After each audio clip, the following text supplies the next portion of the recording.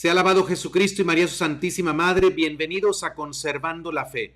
El día de hoy tengo un invitado que realmente ya es de la casa, que ya extrañábamos, tanto ustedes, la audiencia, como yo, el doctor César Félix Sánchez. Ustedes saben, él es doctor en filosofía y he invitado al doctor César Félix para hablar sobre el tema del marxismo. Hay un rumor que yo tengo que decir honestamente no puedo confirmar porque no conozco directamente los nuevos libros de texto que están, pues han sido dispuestos, aprobados para este próximo año académico, pero hay un rumor de que tienen un tinte marxista. Vuelvo a repetir, yo no he visto los libros. Independientemente de si el rumor es verdadero o falso, yo quise invitar a una persona calificada para hablarnos de la ideología marxista, porque independientemente de si está en los libros de texto o no el marxismo, es una ideología peligrosa. Y no digo esto porque soy sacerdote o porque soy católico. La ideología marxista es peligrosa para cualquier persona que ama y busca la verdad. El doctor César Félix Sánchez nos va a ayudar a comprender por qué el marxismo es una ideología, por qué nos separa de la verdad y por qué es peligrosa, por qué hace que tengamos una idea equivocada de lo que es el ser humano.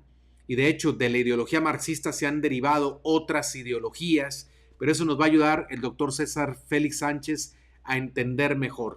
Antes de recibirlo, quiero pedirles de favor, como siempre lo hago, que me apoyen dando unos clics en su dispositivo para que muevan los algoritmos de YouTube y el contenido de este canal y este programa se difundan más en esta plataforma. Si no se han suscrito al canal, denle clic ahora al botón que dice suscribirme o suscribirse, por favor. Con eso me ayudan muchísimo.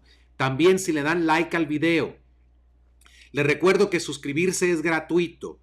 No cuesta a ustedes y yo no gano nada porque se suscriban. No es ningún interés económico. Cuando un canal tiene más suscriptores, YouTube promueve más el contenido de ese canal. Cuando un video tiene más likes, cuando más personas le dan un clic al icono que tiene el dedo gordo hacia arriba, YouTube promueve más el contenido de ese video. Así es que apóyenme de esa manera, por favor, se los agradezco. Tenemos aquí en pantalla las plataformas en las que pueden encontrar los audios de Conservando la Fe para aquellos a los que les convenga más seguirnos en formato de audio. Busquen Conservando la Fe en esas plataformas y ahí están los audios de todos nuestros programas. Les muestro ahora las redes sociales en las que pueden seguirme. De manera especial les invito a que se unan a nuestro canal en Telegram porque allí comparto contenido que no puedo compartir por YouTube. Comparto archivos de audio y de vez en cuando tenemos también sesiones de preguntas y respuestas en el canal de Telegram. También les invito a que se den de alta en WhatsApp. Estamos haciendo una red de seguidores de Conservando la Fe a través de WhatsApp. Ahí está el número en pantalla al que pueden enviar ustedes un mensaje. Luego ahí les pedimos algunos datos para el registro y así podemos estar haciendo esta red de seguidores de Conservando la Fe. Muy bien, pues ya tenemos en pantalla a nuestro invitado que realmente es de la casa, doctor César Félix Sánchez, que nos acompaña desde Arequipa, Perú. Doctor, ¿cómo te encuentras hoy? Muy bien, gracias. Le agradezco mucho por invitarme y muy contento de poder volver a conversar con usted y con su público. Pues la verdad que ya te extrañábamos, tanto yo como la audiencia. Muchos me ponían mensajes, me mandaban, Igualmente, ¿cuándo igualmente. vuelve el doctor César Félix? Pues ya, aquí está. Está vivo, vivo y coleando, como decimos en México. Muy bien, Exacto, pues, doctor, exacto. vamos a hablar sobre el marxismo. Te pasé previamente alguna información que todavía no podemos dar por totalmente cierta, porque siendo objetivo no tenemos ni tú ni yo los libros de texto aprobados para México para el próximo año escolar. Hay rumores de lo que se trata.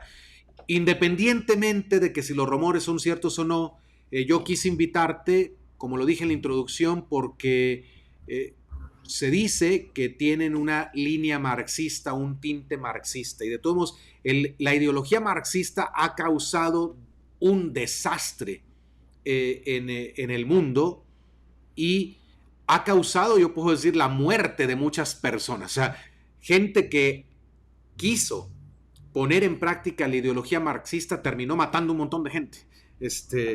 Uh, el marxismo es una ideología peligrosa, pero bueno, de eso vamos a hablar, para eso te invité, para que nos ayudes a comprender cuál es la raíz profunda de esta ideología, por qué es un peligro para quien busca la verdad, para quien ama la verdad, independientemente de si tiene religión o no, y cuáles son las consecuencias de seguir esa ideología marxista, aplicarlas en la vida personal y en la vida social. Así es que, pues, vamos a rezar un Padre Nuestro para ponernos en las manos del Señor. In nomine Patris et Filii et Spiritus Sancti. Amén. Pater noster qui es in celis, sanctificetur nomen tuum, adveniat regnum tuum. Fiat voluntas tua sicut in cielo et in terra. Panem nostrum quotidianum da nobis hodie, dimite nobis debita nostra sicut es nos dimitimus debitoribus nostris, et ne nos inducas in tentationem, sed libera nos a mal. Santa María, ora pro nobis. Sancte Joseph, ora pro nobis. In nomine Patris et Filii et Spiritus Sancti. Amén. Muy bien, pues, ¿de dónde viene la palabra marxismo? Bueno, viene de Karl Marx, ¿no? Que es un filósofo alemán, nacido en 1818, nacido en la ciudad de Trier, en Alemania, la antigua Treveris de los romanos, es una ciudad al occidente de la actual Alemania. Él era hijo de una familia acomodada, de origen judío, aunque su padre se había convertido al protestantismo luterano para ascender socialmente, ¿no? Y él se forma en un contexto bastante complicado, ¿no? En esta primera mitad del siglo XIX en Alemania, ¿no? Había mucha agitación estudiantil, una agitación liberal y nacionalista entre los estudiantes alemanes. Y durante estos momentos también aparece una nueva realidad social que era la industrialización, ¿no?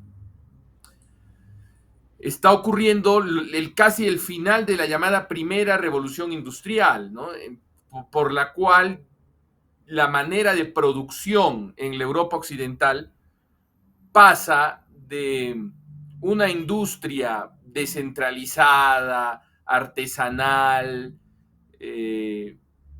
más de alguna manera sencilla, entre comillas, a una producción masiva. ¿Perdón? Más casera. Más casera, exacto. A una producción industrial que ya está despojada de este elemento artesanal de la primera tradición industrial europea y que se hace por las máquinas masiva, ¿no? Entonces, ¿y qué ocurre? Se produce también una migración del campo a la ciudad y muchas personas empiezan a trabajar en estas industrias que eran de capital privado en condiciones bastante complicadas, podríamos decir, ¿no? En ese momento, en los primeros, ya para el tiempo en donde sale, por ejemplo, El Capital, que es la obra de Marx, ya mucho tiempo después, ya existen ciertas protecciones a los obreros, ciertas protecciones legales. Pero en la primera etapa de esta revolución industrial casi no habían protecciones legales por parte del Estado para el trabajo de los obreros, ¿no? Entonces, y si bien muchos de los obreros logran efectivamente acceder a mejores condiciones de vida, lo cierto es que para muchos significó un proceso de degradación, no solo material, sino principalmente moral, ¿no?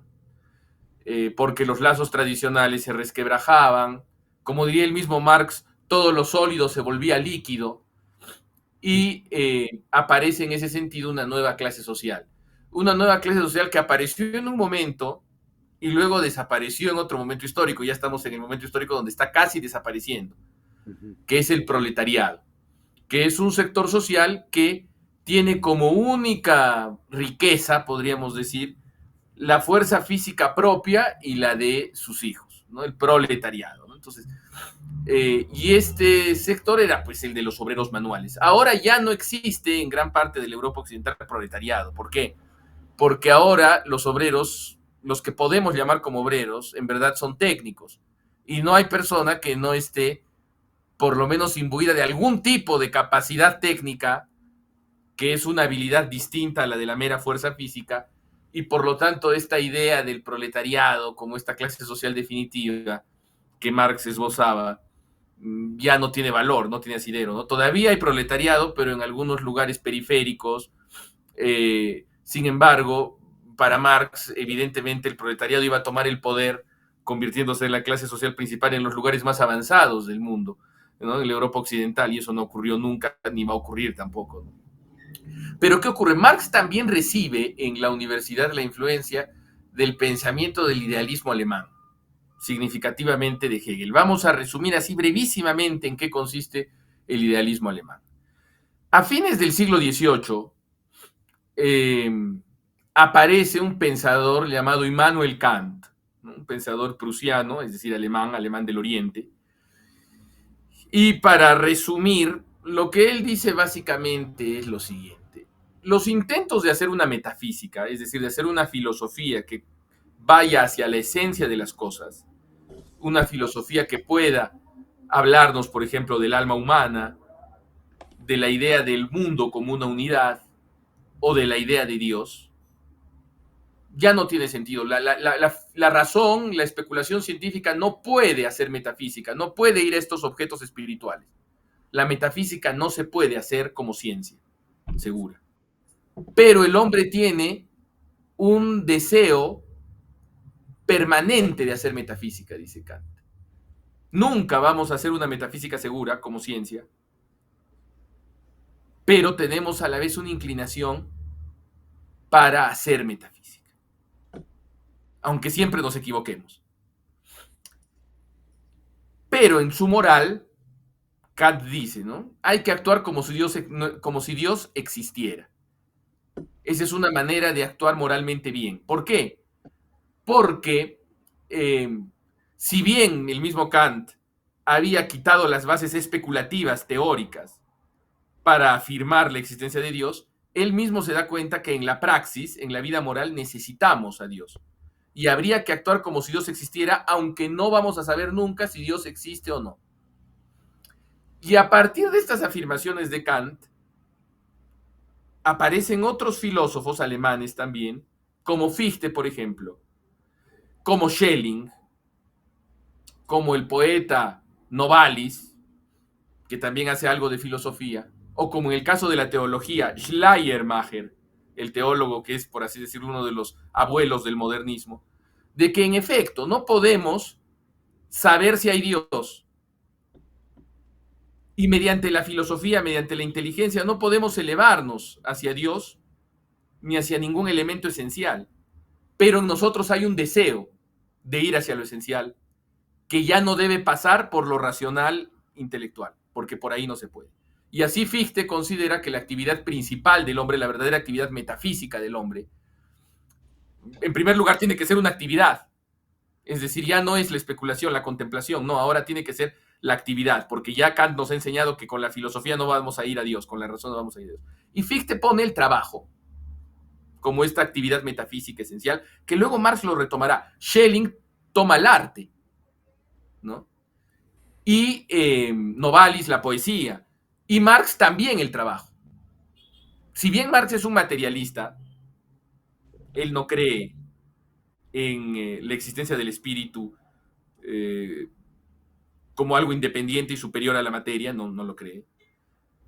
Para él el espíritu es simplemente la conciencia que surge de relaciones materiales de producción, pero él también parte de esta obsesión con la acción, que es característica de todos los totalitarismos y que nace de la negación kantiana de la posibilidad de la metafísica. Porque si ya no podemos ir a lo esencial de las cosas, ir a Dios con la razón, que en eso consiste la metafísica, ya no podemos hacerlo con la razón, con el pensamiento, pero a la vez tenemos esa tendencia a volver a hacerlo. Hay que hacerlo por vías que no sean del pensamiento, que es la acción. Y de ahí que un poeta contemporáneo a todos estos señores, llamado Johann Wolfgang von Goethe, que es el gran poeta alemán que escribe Fausto, ¿no? Una especie de poema épico, y corrija el Evangelio según San Juan. Y donde el Evangelio según San Juan decía en el principio era el verbo, en el principio era el logos, él dice, in Anfang war der Tat, en el principio estaba la acción, ¿no? Entonces, esa es la valoración de la acción. Entonces, para Marx, para el primer Marx, el Marx joven, la verdadera actividad para la que estamos en esta tierra, la verdadera actividad que nos reconcilia con nosotros mismos, podríamos decir, es el trabajo. El hombre vive feliz cuando trabaja y al trabajar humaniza a la naturaleza. Es decir, hace que la naturaleza ya no sea un elemento hostil, un no yo, como diría Fichte, ¿no? Sino que la naturaleza se humanice. Entonces se reconcilia con la naturaleza el hombre trabajando. Pero ocurre una especie de pecado original, que es la aparición de la propiedad privada. Cuando aparece la propiedad privada, aparece un señor que te dice, ya no puedes trabajar acá porque esto ahora es mío. Esta cosa que está ahí es ahora mía. Y yo no te voy a dejar que trabajes aquí, salvo si trabajas para mí. Y si trabajas para mí, yo te voy a dar o comida, o un salario, o la vida, si es que te esclavizo. Te voy a dar algo por trabajar para mí. Y eso para Marx es como el pecado original de la civilización humana, esta propiedad privada que hace que al hombre le expropien lo que es más esencial en él, que es el trabajo.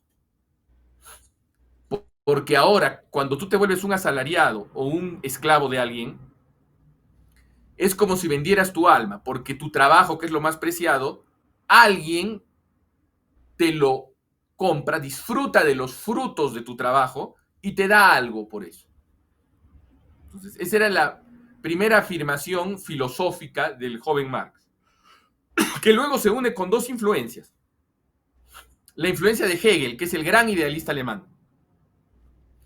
Y este señor Hegel, que es un pensador muy equivocado, pero muy fascinante también, es uno de los grandes pensadores, aunque en verdad, más que un filósofo en el sentido estricto de la palabra, es una especie de poeta político de la historia, podríamos decir, porque lo que para los idealistas alemanes habían tratado de reemplazar la metafísica con, en el caso de Fichte, la política, en el caso de Schelling, la poesía, en el caso de Fichte, el trabajo, en el caso de Schelling, la poesía, y en el caso de Hegel es la política. Para Hegel, la política tiene un elemento fundamental en el devenir del absoluto, por así decirlo. La ética para Hegel es la política real, es decir, la relación que tenemos nosotros como hijos del Estado. Sin el Estado no somos nada, el Estado es Dios en la historia, llega a decir Hegel. Y el hecho de que exista la realidad tan diversa, estos idealistas alemanes le explican por un proceso. Un proceso, la realidad se va haciendo y es una realidad básicamente histórica. Y en ese sentido, para Hegel podríamos decir que nada es falso y nada es plenamente verdadero. La historia, la realidad es básicamente histórica. Y la historia no es más que una sucesión de civilizaciones, de imperios y de ideas que se enfrentan. Y ese enfrentamiento no es malo. Ninguna es más verdadera que la otra.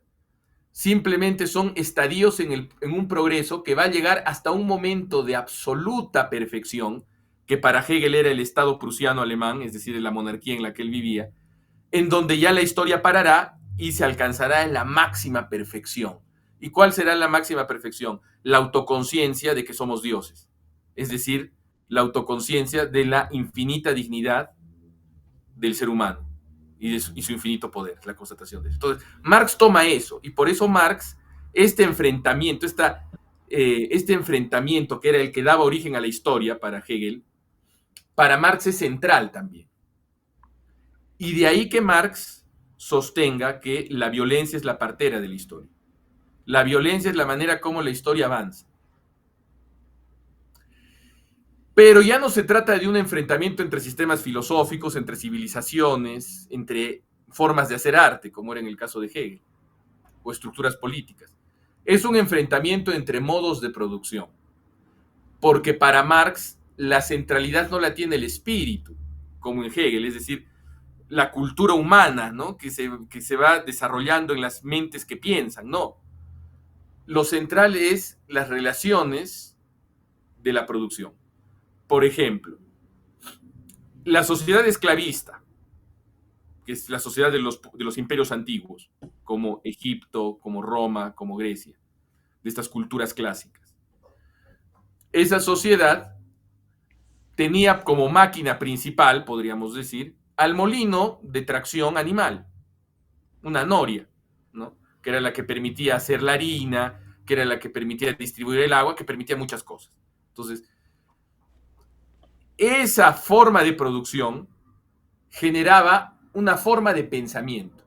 El esclavismo y estas maneras, estas máquinas que el esclavismo engendraba, estos sistemas de producción, generaban, por ejemplo, que las personas en ese periodo fueran politeístas y a la vez, por ejemplo, los griegos tuvieran el pensamiento que tuvieron. De la misma manera, cuando se produce el cambio, por ejemplo, el paso al molino hidráulico y al molino de viento, y ya las relaciones entre los dueños de los medios de producción, es decir, de estas máquinas, estos molinos, y sus trabajadores, ya no son de esclavismo, sino son de feudalismo, donde el dueño es como un gran papá o padrino de los empleados, que ya no son sus esclavos, que ya no los puede vender, pero que tampoco lo pueden abandonar, porque es una relación espiritual. Entonces, esa situación nueva en las relaciones de producción genera la sociedad feudal, genera el cristianismo, por ejemplo, y el pensamiento escolástico. Y cuando por fin se cambia de sistema y se procede en distintos pasos a la aparición de la máquina industrial moderna, de la máquina a vapor y de los bancos, etcétera, donde ya la relación entre el dueño de los medios de producción y sus trabajadores ya no es ni de dueño de esclavos con esclavos, ni de padrino con ahijados, es decir, señor feudal con siervos, sino es de jefe con asalariados, ahí se produce la sociedad burguesa que tiene como productos culturales el protestantismo y el liberalismo y el pensamiento ilustrado, por ejemplo, ¿no? Entonces, y para pasar de cada modelo ha tenido que producirse un profundo enfrentamiento entre distintas capas de las sociedades que se llama revolución, que es un proceso violento. Y así, esta última sociedad, que será la sociedad burguesa, será destruida por el proletariado, por estos asalariados que, a diferencia de los siervos feudales, ya no poseen ni siquiera sus medios de producción como artesanos, no. Son proletarios, solo tienen su fuerza física, pero en algún momento las mismas contradicciones de este sistema económico, que según Marx está condenado a la crisis, desencadenarán una revolución que significará ya el fin de la historia, casi una secularización, una mundanización de las promesas escatológicas de nuestro Señor Jesucristo, ¿no? Es decir, casi un apocalipsis, una gran tribulación que generará una sociedad perfecta sin clases, donde todos estos problemas que había antes, todas estas circunstancias acabarán y donde podremos conocer la verdad directamente, pero en esta tierra, ¿no? En una sociedad sin clases, dominada por un partido revolucionario que primero controlará los medios de producción a partir de la toma del aparato estatal y a la vez la estatización de los medios de producción, pero que a la larga acabará con la abolición del Estado. Y aunque Marx no lo describe bien, será una especie de utopía última comunista, porque el paso anterior sería el socialismo, donde el Partido Revolucionario toma el control del Estado y el Estado toma el control de los medios de producción privados y estatiza las tierras y las industrias. Pero a la larga Marx plantea la abolición del Estado y la armonía absoluta entre los seres humanos, que vivirán una libertad plena y una felicidad total. De más está decir que desde el momento en que se centra todo en las relaciones de producción, ni Dios ni el espíritu tienen espacio en ese sistema, todo lo contrario. Para Marx, la religión es el corazón de un mundo sin corazón, ¿no? Porque ¿qué ocurre? Cuando ocurre es el opio de la tierra, le llaman. Cuando ocurre este pecado original por el cual aparece la propiedad privada, que no es un derecho para Marx, sino es un hecho, incluso violento, el hecho de la propiedad privada. Cuando aparece la propiedad privada y al hombre le quitan lo más hermoso que tiene, que es el trabajo libre, humanizando la naturaleza, cuando le quitan eso, el hombre sufre mucho, sufre increíblemente cuando aparece la propiedad privada. Y por eso, por ese sufrimiento que tiene, por esa injusticia de haber sido despojado de su trabajo, crea el mundo imaginario de los dioses. Y ese proceso se llama alienación. Entonces, la religión para Marx es una alienación por la cual los oprimidos se consuelan con un mundo imaginario y los opresores también se consuelan de su angustia como opresores, pero también utilizan ese sistema para mantener a los oprimidos en calma. Pero todo este sistema de alienación, como nació de la propiedad privada, cuando la propiedad privada sea restringida, también desaparecerá. Es decir, la religión desaparecerá cuando haya un sistema socialista. Pero eso es complicado, ¿no? Porque hemos visto que en lugares donde se aplicó el socialismo, la religión no desapareció, y en lugares donde floreció la propiedad privada, la religión desapareció también, ¿no es cierto? Como vemos en muchos lugares, ¿no? Lugares que nunca conocieron el socialismo tienen la religión que ya desaparece, cualquier clase de religión, aunque en verdad sabemos que existen otras religiones que están reemplazando, la religión de la sexualidad, ¿no? La religión del vientre, la religión del anticristo, la religión de la irracionalidad, pero bueno. Y además Marx dice, cuando hacemos labor de difusión de ateísmo, cuando difundimos el ateísmo, desconsolamos a los obreros.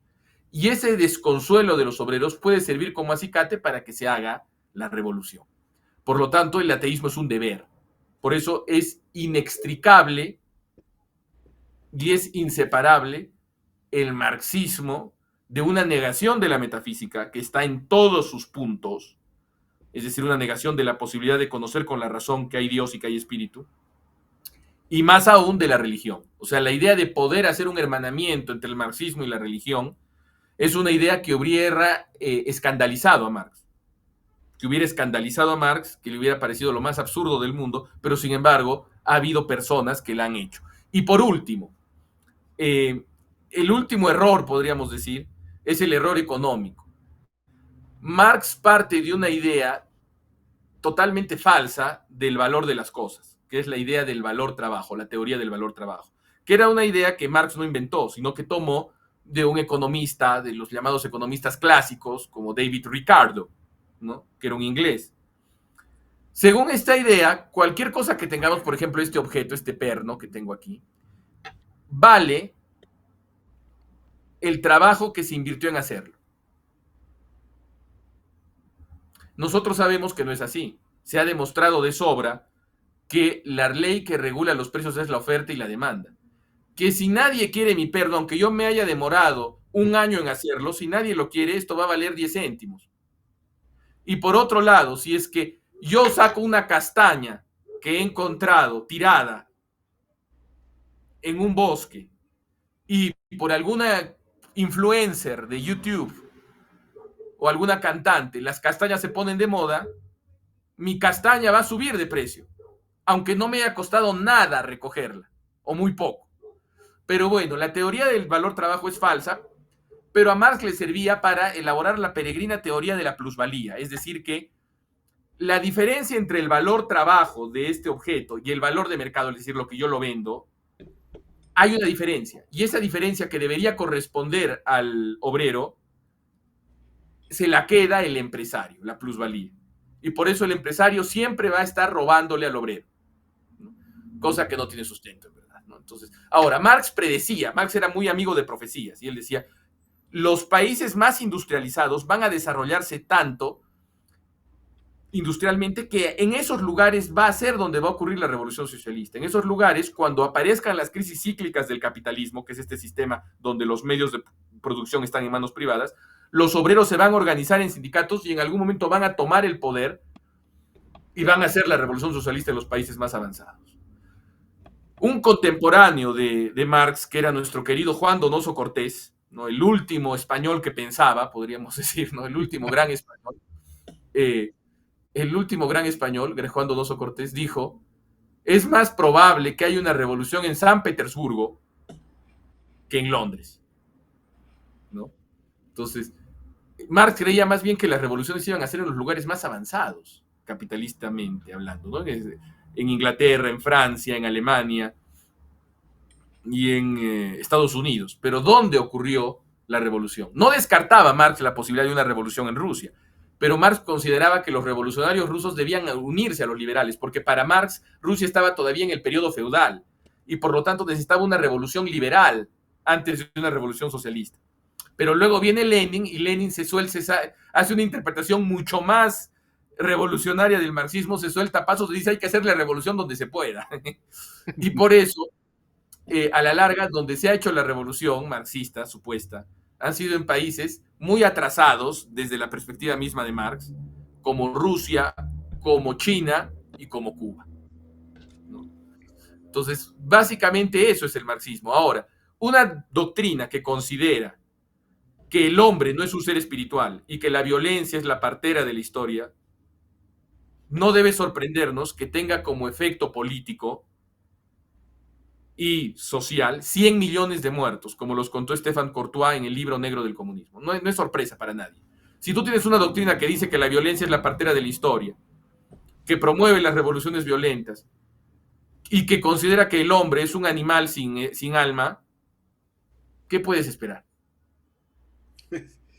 Es terrible, ¿no? Terrible. Entonces, el marxismo se puede decir que el marxismo es esencialmente enemigo de la religión. Por supuesto, y ellos mismos lo dicen. Aunque ahora, como después de la caída del muro, han entrado en tal decadencia los marxistas que su único refugio son las sacristías, ¿no es cierto? ¿No? Y ahora convocan congresos de movimientos populares y los marxistas elogian a determinadas figuras religiosas. Pero ¿qué ocurre? En esencia el marxismo es enemigo de la religión. Pero ahora se hacen los amigos de la religión porque como el marxismo es una doctrina tan absurda, solo puede ser aceptada por fe. Ahora, ¿no? Solo puede ser aceptada por fe. Y además, los eclesiásticos, algunos progresistas y algunos muy encumbrados, están en una especie de mutua instrumentalización, de mutuo parasitismo del marxismo, ¿no? Porque ¿qué ocurre? El marxismo, como ha perdido tanto, ahora parasita, ahora trata de vivir en cuerpos ajenos. Entonces, sí, trata de utilizar a la estructura eclesiástica como un vehículo para la revolución socialista. Mientras que los jerarcas modernistas de la estructura eclesiástica tratan de usar al marxismo como un vehículo para hacerse de apoyo popular para la creación de un Estado global gobernado por la ONU y por los grandes poderes ocultos, ¿no? Entonces, es una relación de mutua instrumentalización la que vemos ahora. Pero doctrinalmente y en esencia, el marxismo es enemigo de la religión y la enemistad con la religión y la crítica a la religión son esenciales para el marxismo, según el mismo Marx y según Lenin y según Mao Zedong y según todos los grandes teóricos del marxismo. Ok. Entonces, la ideología marxista nos quita toda aspiración trascendente, todo, o sea, Quiere quitarnos toda aspiración trascendente, pero tiene, o sea, el marxismo clásico, el marxismo leninista, tiene la ventaja de que es abierto en su monstruosidad, ¿no? Y por eso fue un acicate para despertar la heroicidad de los católicos, ¿no? En la lucha contra el marxismo. Por eso, la gran batalla del siglo XX fue la batalla contra el marxismo-leninismo. La batalla, por ejemplo, de los polacos católicos en el Milagro del Vístula, cuando en 1921 rechazaron al ejército bolchevique. La batalla de las fuerzas patrióticas del bando nacional en España en 1936, que lograron derrotar al marxismo.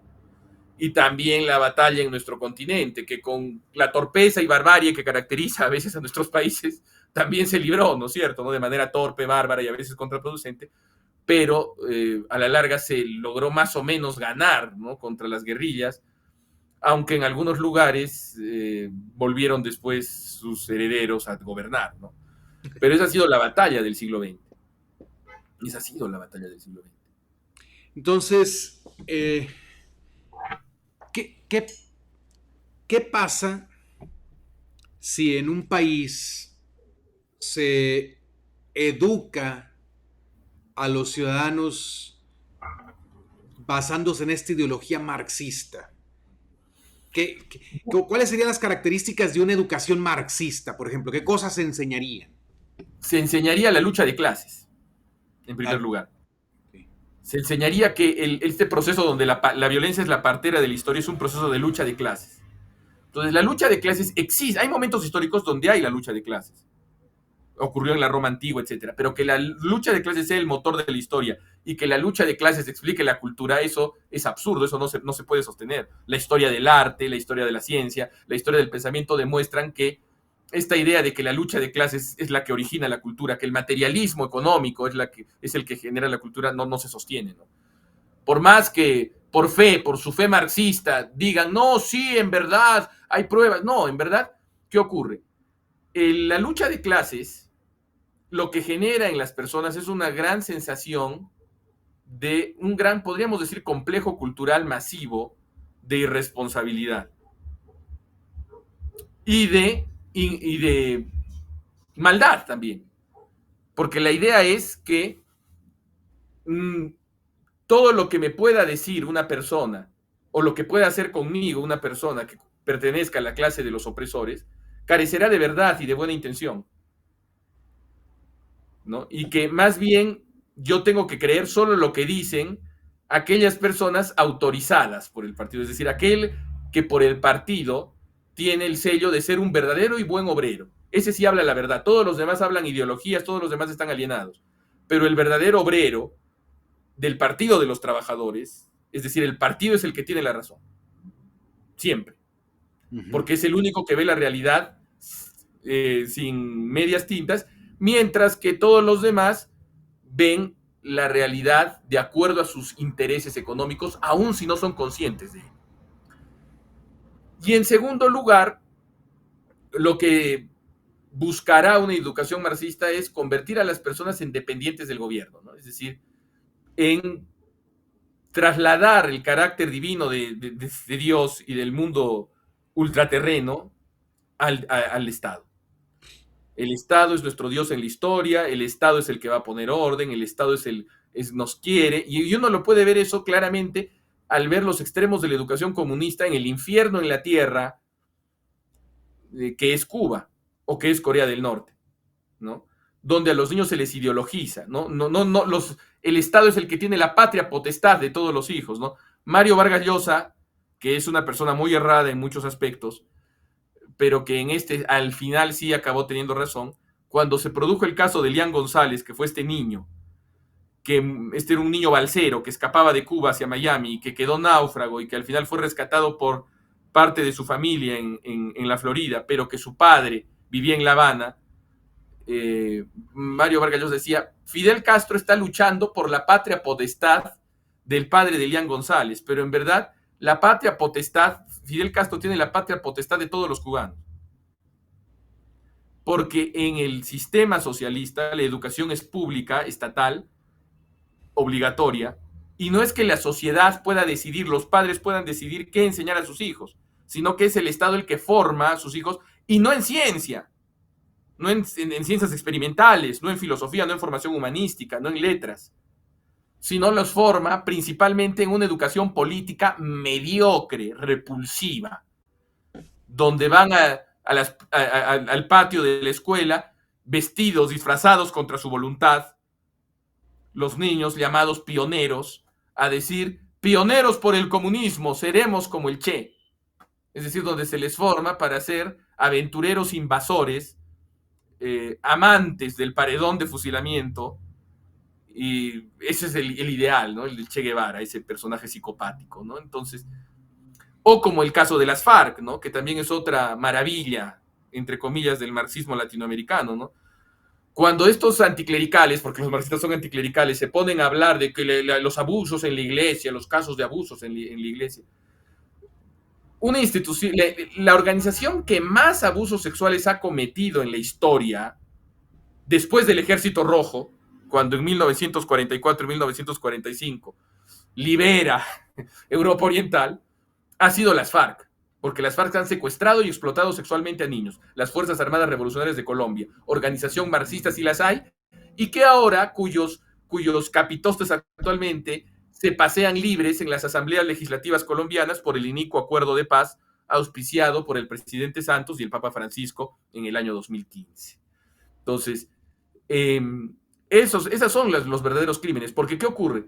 Si no hay una moral ultraterrena, si no hay un juicio final, si el hombre no tiene una condición espiritual, si solo existe este mundo, entonces cualquier cosa que tú hagas para hacer de este mundo un lugar supuestamente mejor, vale.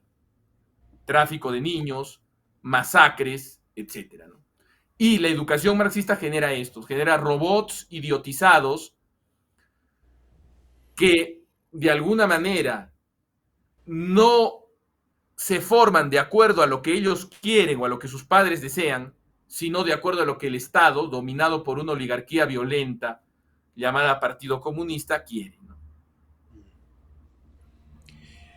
Y bueno, sí. Entonces, si alguien es formado en esta ideología, ¿cuál sería la consecuencia? ¿Qué consecuencias se pueden prever en la vida de los individuos formados en el marxismo? O sea, ¿el marxismo les va a favorecer su desarrollo personal, su felicidad en la tierra, o los va a arruinar la vida? ¿Cómo? Y si se les arruina, ¿cómo se los arruina? En el mejor de los casos es una pérdida de tiempo, porque ¿qué ocurre? En los lugares donde se educa en el marxismo, las personas más inteligentes y más honestas, en verdad, se ríen de esa formación. Y por eso cuando cayeron los regímenes marxistas, por ejemplo, los ciudadanos de las repúblicas de la Europa Oriental, de las llamadas democracias populares, o de la misma Unión Soviética de Rusia, llegaron a la conclusión de que nada de lo que digan los políticos es cierto porque estaban acostumbrados a que se les presente tal cantidad de mentiras y de aberraciones y de falsedades que ni siquiera los maestros creían, que los acostumbraban a un espíritu mentiroso, ¿no? Pero en el caso de nuestros países, en donde el hecho de que el marxismo no haya tomado el poder contribuye a la esperanza utópica de algunos de que sería mucho mejor, si hay algún alumno que verdaderamente se cree esto del marxismo, lo que va a tener como futuro es simplemente ser un perpetuo insatisfecho y un títere de un político ambicioso, ¿no?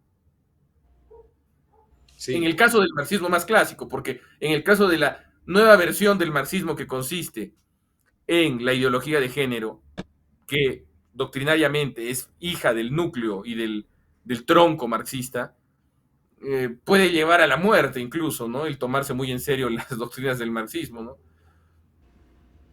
Sí, fíjate que es curioso que no vemos un movimiento migratorio hacia los países comunistas. Por supuesto. Eso no sucede, ¿verdad? Salvo los eventuales peregrinos o turistas revolucionarios que pasan un par de semanas, filman un video, saludan, cenan en los restaurantes más importantes donde cena la nomenclatura y luego regresan a sus lugares de origen a seguir despotricando de la sociedad libre, ¿no? Entonces, eso es lo que ocurre. Por eso el marxismo es la más grande inmoralidad. No solo es uno de los más grandes errores filosóficos que ha existido, sino es la más grande inmoralidad que ha existido. Ya Kierkegaard, el gran filósofo cristiano, denunciaba las aberraciones del hegelianismo, que es la ideología madre del marxismo, la ideología de Hegel, al decir que el hegelianismo era la máxima inmoralidad porque justificaba todo, ¿no? Y el marxismo también lo hace, ¿no? Entonces, en verdad es una vergüenza que el marxismo haya acabado siendo lo que Raymond Aron llamó el opio de los intelectuales, ¿no? El marxismo decía que la religión era el opio del pueblo, pero en verdad el marxismo era el opio de los intelectuales porque era una manera como los intelectuales podían conseguir buena conciencia, es decir, soy superior moralmente a los demás porque soy marxista. Y para aquel que dude de lo que estoy diciendo, le aconsejo que revise la historia de las universidades peruanas. Aquí había un diputado izquierdista de muy buenas familias, porque aquí mucha de la izquierda fue de personas de buenas familias, que gracias al concilio apostataron, y que antes eran muy piadosos y que trasladaron su piedad a esta utopía secularizada que es el marxismo. Bueno, y había un diputado izquierdista, líder izquierdista, llamado Javier Díez Canseco, ¿no?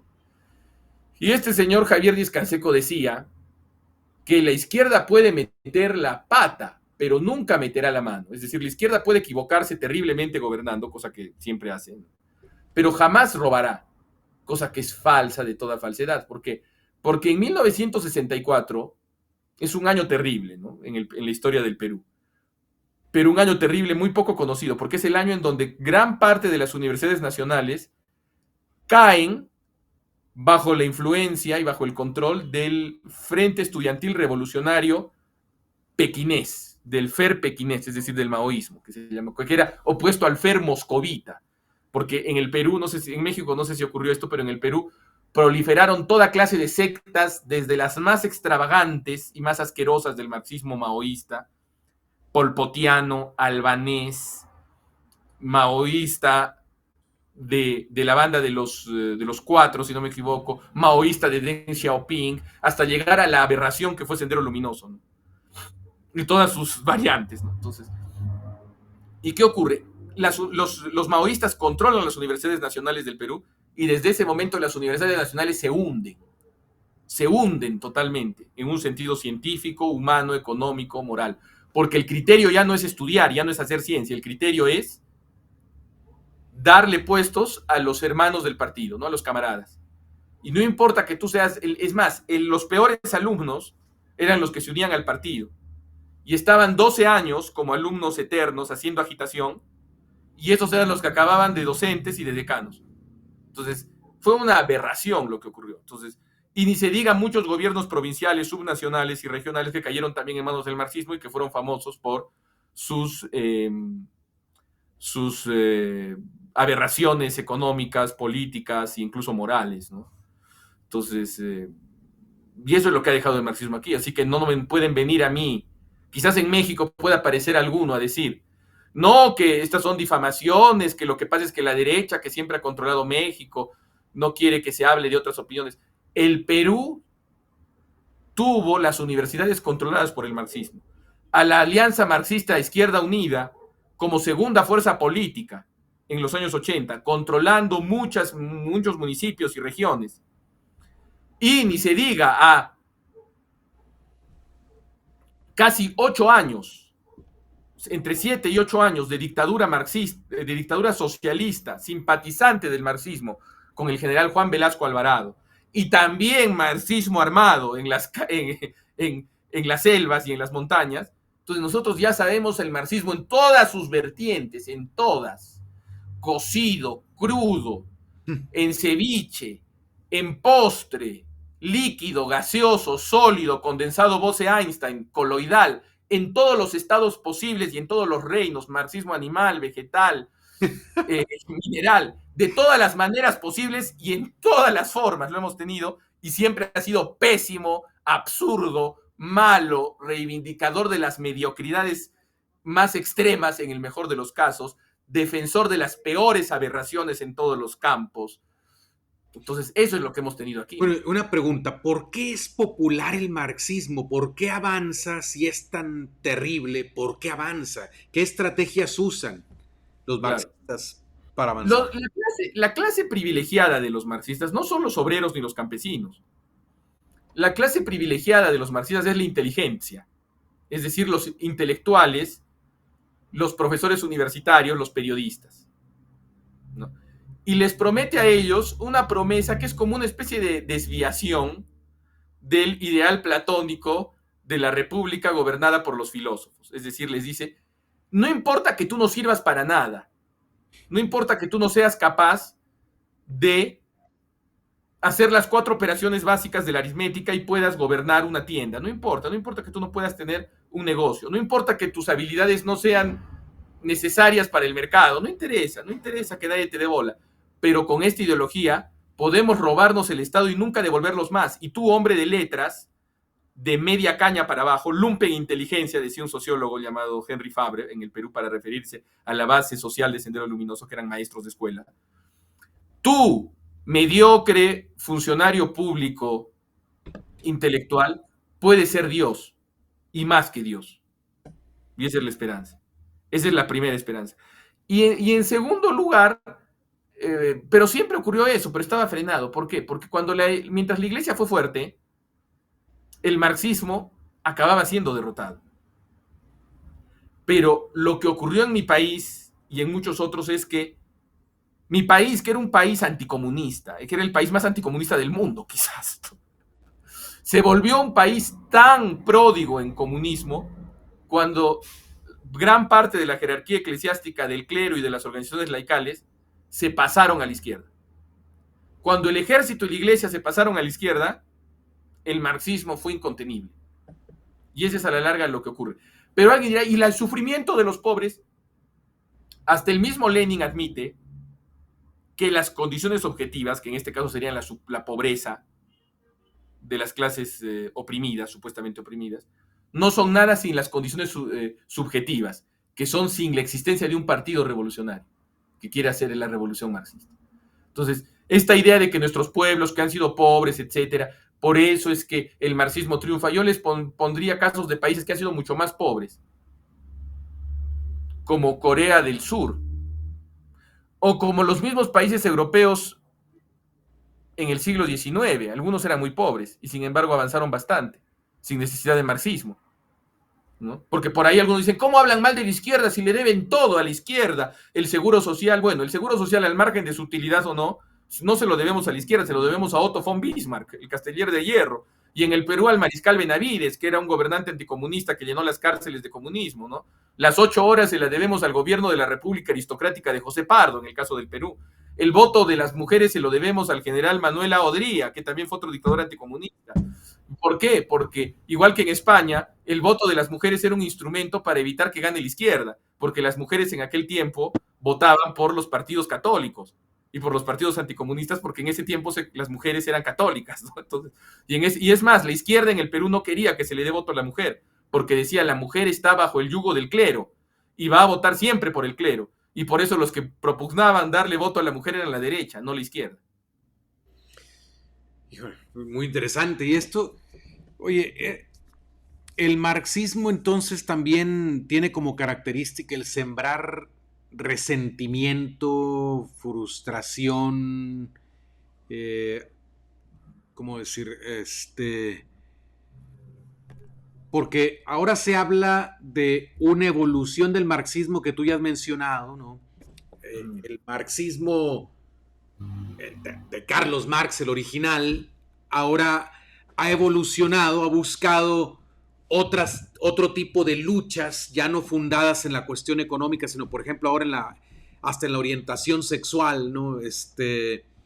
Ahora tenemos el feminismo, tenemos la ideología del abecedario, que son innombrables porque nos cancelan aquí el video, pero hay una relación real, tú ves una relación real entre el marxismo de Marx y estas ideologías.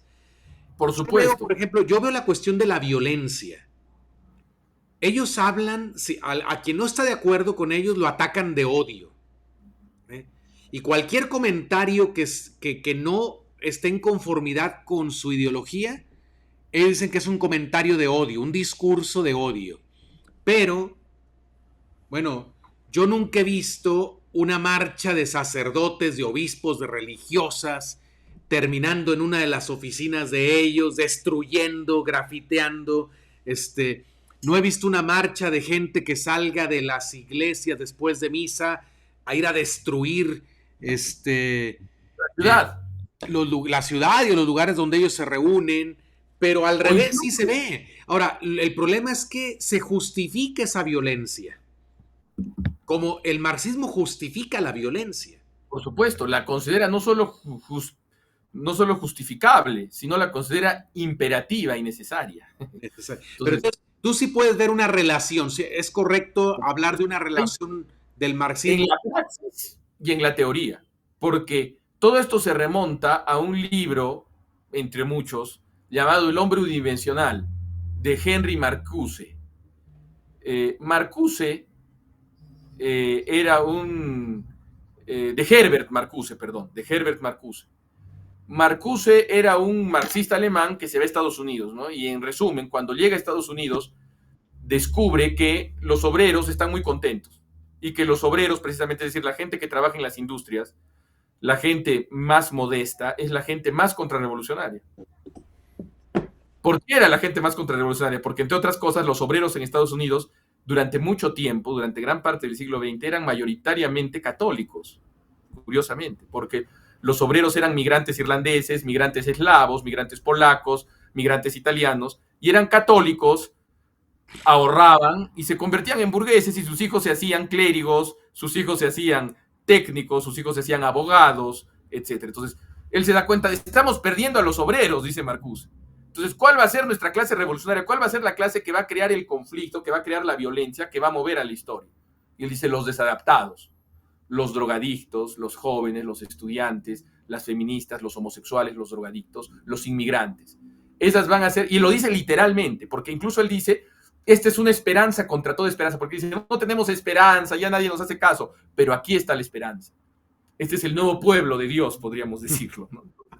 Porque esta es la gente con la que nosotros vamos a poder generar el conflicto suficiente para que nuestro partido de intelectuales mediocres y de personajes alejados de la realidad tomen el poder y reconfiguren la sociedad desde la comodidad de su estudio, ¿no?